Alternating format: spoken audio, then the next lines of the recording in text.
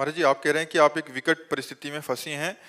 पहले तो इसमें ज़्यादा वो नहीं था, अज्ञानतावश, बट कह रहे हैं कि जब से आपको सुना है, ये किसी से प्रेम करते थे और जीवन साथी बनाने का दोनों का दृढ़ निश्चय हो गया। बट अभी उनको पहले पता था कि उनके जो जहाँ जाना है वो नॉन वेज खाते हैं, मतलब अभक्ष पदार्थ का सेवन करते हैं। बट अभी जब से सुना है तो इनको लगता है कि मतलब उसका परिणाम बड़ा महापाप है। तो अभी ऐसे उनको भी छोड़ नहीं सकते। अगर उनको छोड़ते हैं तो फिर कहते हैं कि शादी नहीं करेंगे तो फिर माता पिता दुखी होते हैं। तो अभी मैं इतना डिप्रेशन में हो गए कि दिन रात रोते रह रहे हैं कि क्या करूं, मुझे कुछ समझ नहीं आ रहा। और मैं अभी अच्छे मार्ग पे भी चलना चाहते हैं, उस घर को भी छोड़ना नहीं चाहते, माता पिता भी द्वंद्वात्मक स्थिति में। अब इस समस्या का समाधान हमारे पास तो है नहीं, क्योंकि आपके द्वारा जिस पुरुष का चयन किया गया वो अभक्ष पदार्थों का सेवन करने वाला है। आप पुरुष की आसक्ति को नहीं त्याग सकते और वो पुरुष मांस आदि नहीं त्याग सकते, तो फिर गलत चयन किया है आपने। अब हम ये नहीं कह सकते कि आप उनको छोड़ दो, क्योंकि आप डिप्रेशन में जाने की बात वैसे ही कर रहे हो। हमने कह दिया छोड़ दो तो आप वैसे डिप्रेशन में चली जाओगी। आप में अध्यात्म बल तो है नहीं कि आप अपने अध्यात्म बल के द्वारा उनको कहें यदि आप मुझे स्वीकार करना चाहते हैं तो पवित्र भोजन आपको पाना होगा, पवित्र आचरण करना होगा। अगर आप ऐसे नहीं करेंगे तो हमारा आपसे कोई संबंध नहीं। इतनी क्षमता आप में है नहीं है ना। अंदर का उल्लास, शक्ति पूरी अध्यात्म से। गलत चयन किया है ना आपने, गलत चयन किया है आपने। आपको पहले पता था कि ये मांस खाते हैं, अब आपने चयन किया है। अब आप जाओगे तो आपको, आप खाओ या ना खाओ, आप तो भ्रष्ट हो ही जाएंगे। क्योंकि जिस पुरुष का हम संग कर रहे हैं वो मांस खाने वाला है और वो हमारा पति स्वरूप होगा, तो वो तो खान पान तो उनका गंदा ही है, तो आप भ्रष्ट तो हो ही जाएंगे।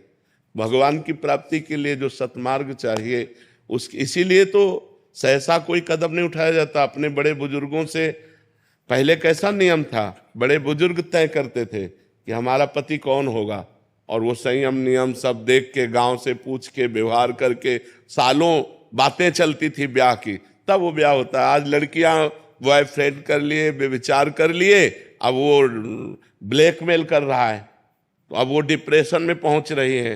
अब फिर ब्रेकअप करके दूसरा बॉयफ्रेंड कर लिया, फिर जब तीसरा पति होगा तब वो चैन से रह पाएंगे। वही गंदी आदत, वही भ्रष्ट आचरण उनको गिराएंगे। तो अब ये तो बहुत बढ़ रहा है। अब इसके विषय में हम क्या कह सकते हैं, हमारे पास इसके विषय में कोई निर्णय नहीं है।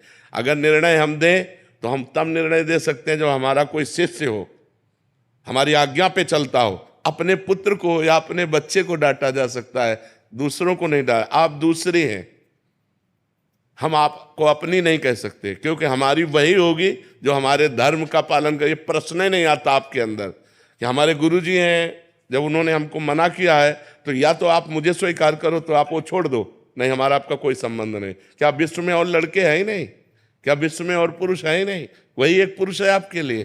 तो ये समस्या का समाधान आपने खुद समस्या बना रखी है, आपने खुद गलत संबंध स्वीकार कर रखा है। अब आपने स्वीकृति की तो उसको हम कैसे तोड़ सकते हैं? भार्गव, हेमंत। राधे राधे महाराज। राधे राधे महाराज जी। गुरुदेव, मैं एमबीबीएस डॉक्टर हूं एवं वैज्ञानिक भी हूं। देश के बड़े चिकित्सक संस्थान में कार्यरत हूं। महाराज जी, मेरे अनुसंधान का मुख्य लक्ष्य हमारी भारतीय चिकित्सा पद्धति जैसे आयुर्वेद एवं योग की विभिन्न मानसिक एवं शारीरिक विकारों पर उपयोगिता का आधुनिक वैज्ञानिक उपकरणों द्वारा परीक्षण करना है। गुरुदेव, अपने परीक्षण के नतीजे वैज्ञानिक शोध पत्र, महाराज जी इनका भाव यह है कि उसमें अपने खुद के नाम पर प्रकाशित करने होते हैं, मतलब जो शोध किया। पहले मुझे अपना नाम देखकर बहुत हर्ष होता था, किंतु आपके बताए भजन मार्ग पर विगत 2 वर्षों से चलने का प्रयास कर रहा हूं। अब ये नाम और कीर्ति की अभिलाषा भजन में विघन सी प्रतीत होती है, किंतु यदि अपना नाम हटाकर बिना कोई दावेदारी दिखाए अनुष्ठान करता हूं, नाम से ही अपनापन हटा दो ना। आपका नाम थोड़ी है, आपके शरीर का नाम है। जैसे इनका नाम है ऐसे आपके शरीर का नाम है। तो आपको जैसे इनके नाम से कोई हर्ष या शोक नहीं, ऐसे शरीर के नाम से हर्ष या शोक नहीं होना चाहिए। अपनापन हटा दीजिए उससे। आप थोड़ी हैं, आपका क्या नाम है? तो ये शरीर का नाम है हेमंत भार्गव, ना कि आपका नाम है। आप तो आत्मस्वरूप ईश्वर अंश जीव अविनाशी चेतन अमल सहज सुख राशि, आप तो भगवत स्वरूप हैं। ये नाम रूप शरीर का है। जो शीशा में रूप देखते हो ये पांच भौतिक है, और इसी पांच भौतिक का नाम हेमंत है। ना कि आपका नाम है। तो इस नाम से ही अपना नाता हटा लीजिए। ये मेरा नाम नहीं है, ये शरीर का नाम है। तो चाहे जहाँ गर्भ से लिखो, कोई परेशानी नहीं। संबंध का ही तो सारा खेल है। संबंध रखे हुए हैं कि यार मेरा नाम नहीं आना चाहिए, नहीं तो परमार्थ में बाधा होगी। तो परमार्थ में बाधा तो आपने खड़ी कर ली, मेरा नाम जोड़ करके कि ये मेरा नाम है। यही तो हटाना है। मैं और मोर तोर तय माया, जेहि बस कीन्हे जीव निकाया। इस शरीर से भी गाड़ी की तरह काम लेना है। और शरीर का नाम हेमंत है, ना कि मेरा नाम हेमंत है। तो अगर गाली मिल रही हेमंत को तो उसके कर्म, और अगर हेमंत को यश मिल रहा है तो उसके कर्म। मैं तो दृष्टा हूं, मैं थोड़ी हेमंत हूं। समझ पा रहे हैं आप? बस इस भाव से चलिए, तो उसमें अपना नाम भी जो शरीर का है उसको लिखते रहिए, कोई परेशानी नहीं। जब उसे अपनापन जोड़ करके ना करेंगे तो जो परेशानी हाँ करने में, वही परेशानी ना करने में है। क्योंकि अपनापन तो जुड़ी गया ना, अपनापन परेशानी है। अपनापन को हटाकर प्रभु के चरणों में लगाते हैं, यही खास बात है। इस शरीर से अपनापन नहीं, इस शरीर के नाम रूप से अपनापन नहीं, भगवान के नाम रूप से अपनापन। हाँ, हमारा नाम नहीं है, हम इसके दृष्टा हैं, इसके साक्षी हैं। और सत्य बात है, आपका नाम नहीं, इस शरीर का नाम हेमंत है। आप तो भगवान के स्वरूप हो, आप तो ब्रह्म स्वरूप हो, आप भगवत स्वरूप हो। ईश्वर अंश जीव अविनाशी, अविनाशी चेतन अमल सहज सुख राशि, ये अब आपका स्वरूप है। ये मरण धर्मा शरीर थोड़ी आपका स्वरूप है। इसी मरण धर्मा शरीर में अहम करके हमारी दुर्गति हो गई है। अब इस मरण धर्मा शरीर से अपना संबंध हटाकर, मरण धर्मा शरीर के संबंधियों से संबंध हटाकर, सबकी ममता ताग बटोरी और मम पद मन ही बांध बर डोरी, श्री भगवान के चरणों में समर्पित करते हैं। कोई बाधा नहीं है। जब हम अपनापन इसमें रखेंगे तो ही बाधा है, अपनापन इससे हटा दें तो कोई बाधा नहीं, सब राधा ही राधा है। दूसरे लोग प्रशंसा करें उस शोध की, इनकी, तो इनकी दूसरे लोग प्रशंसा करें तो आपको क्या लगेगा?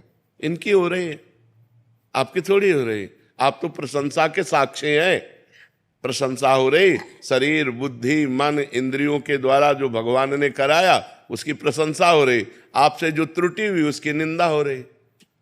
जो मन इंद्रियों बुद्धि के द्वारा त्रुटि हुई उसकी निंदा हो रही। आप उसके दृष्टा हैं, तभी तो वो द्वंद्वातीत होता है। जो साधक द्वंद्वातीत होता है, मान अपमान में, सुख दुख में, लाभ हानि में, जय पराजय में समान, तभी समान होता है जब वो अपने को ना देख करके इनको देखता है।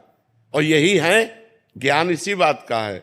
ये माया के गुणों के द्वारा संचलित हैं, इंद्रियां मन सब कुछ जितना कुछ है। अगर अच्छा बन गया तो इनकी प्रशंसा होती, बुरा हो गया तो इनकी निंदा होती। आप दोनों के दृष्टा हैं, अच्छा और बुरा के, करता नहीं है। जब आप ऐसा समझेंगे तो शुद्ध ज्ञान आपके अंदर रहेगा। तो उसकी प्रशंसा हो रही तो कोई, और निंदा हो रही तो कोई बात नहीं है। द्वंद्वाती तो विमत्सरा, अपनापन का जो आपने बताया, अपनापन हट जाए तो उससे कोई परेशानी नहीं। श्वेता जी मेरठ से। राधे राधे महाराज जी। महाराज जी, आत्म साक्षात्कार में और भगवत साक्षात्कार में क्या अंतर है महाराज जी? भगवत साक्षात्कार में भगवान के सगुण रूप का दर्शन होता है, और आत्म साक्षात्कार में स्वयं का बोध होता है। आत्मा कोई और नहीं है, मैं ही हूं। मैं इस शरीर को लेकर नहीं, जो स्थूल शरीर, सूक्ष्म शरीर, कारण शरीर, तीनों शरीरों का प्रकाशक है, वो है आत्म तत्व, और वो मैं हूं। ये ब्रह्म ज्ञान के मार्ग के द्वारा इसका बोध होता है, आत्म साक्षात्कार होता है, अर्थात अपने आप से अपने आप का अनुभव होता है। और भगवत साक्षात्कार का मतलब है राम रूप के दर्शन, कृष्ण रूप के दर्शन, शिव रूप के दर्शन, नरसिंह रूप के दर्शन। जो भगवान के भावमयी उपासना है उसमें जो भगवान का रूप है उसका जो दर्शन होता है उसे भगवत साक्षात्कार कहते हैं, और इसे आत्म साक्षात्कार कहते हैं। और सर्वत्र वही विराजमान है, इसे तत्व बोध कहते हैं कि तत्व ज्ञानी है। सर्वत्र भगवान का दर्शन या सर्वत्र आत्म स्वरूप का दर्शन तो तत्व ज्ञानी कहलाता है।